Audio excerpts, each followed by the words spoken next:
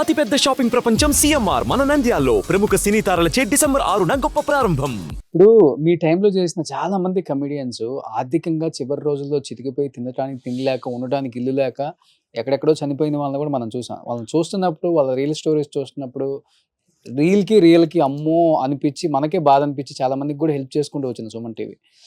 వాళ్ళని చూసినప్పుడు ఏమనిపించింది? అసలు ప్రజెంట్ మీ ఆర్థిక పరిస్థితి అంటే ఏమని చెప్తారు మీరు? సార్, నువ్వు నన్ను పిసినారని అనుకో, ఏదన్నా అనుకో, నేను ఇవాళ ఒక ప్రొడ్యూసర్ 10,000 రూపాయలు ఇచ్చాడు అనుకో, 7,000 రూపాయలు ఫిక్స్డ్ డిపాజిట్ చేసేవాడిని. అప్పుల్లోనే 3,000 రూపాయలు ఇంటి ఖర్చులు పెట్టుకునేవాడిని. నువ్వు నమ్ముతావా? నేను పెళ్లి టైంకి నేను 2000 డిసెంబర్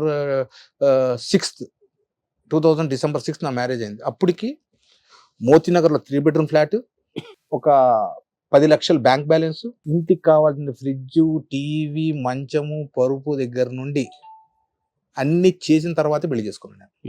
మా ఆవిడ 3 మల్లెపూలు ఇప్పించండి అంటే మా నాన్న దగ్గరికి వెళ్ళి, డాడీ మా ఆవిడ అడుగుతుంది, అంత దరిద్రంగా ఉంటుంది.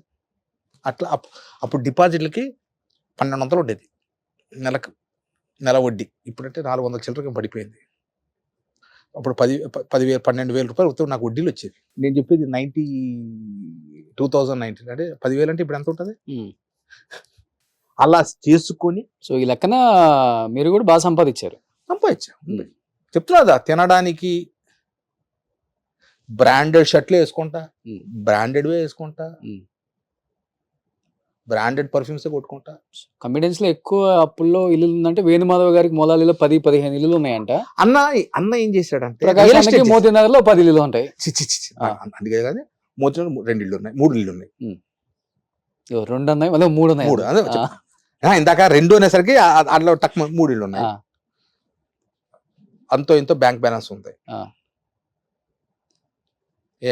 ఇవాళ నేను ఇంట్లో కూర్చున్నా గానీ నెలకు 40,000 50,000 ఇంటికి వచ్చి పడేలాగా నాకు ఉంది. నా కాఫీ షాప్ ఉంది.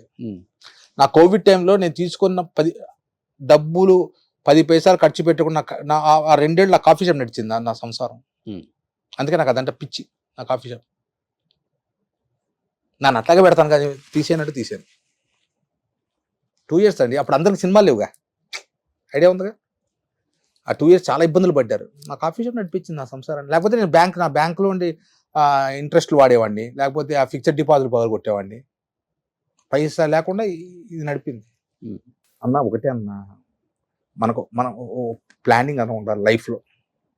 ఎందుకంటే ఈరోజు ఇప్పుడున్న క్షణం నెక్స్ట్ లేదు. సో వచ్చే క్షణం గుర్తుపెట్టుకొని మనం ప్రిపేర్ అయ్యాలి. సుమన్ టీవీలో మీ పర్సనల్ అండ్ బిజినెస్ ప్రమోషన్స్ కోసం కింది నెంబర్కి కాంటాక్ట్ చేయండి.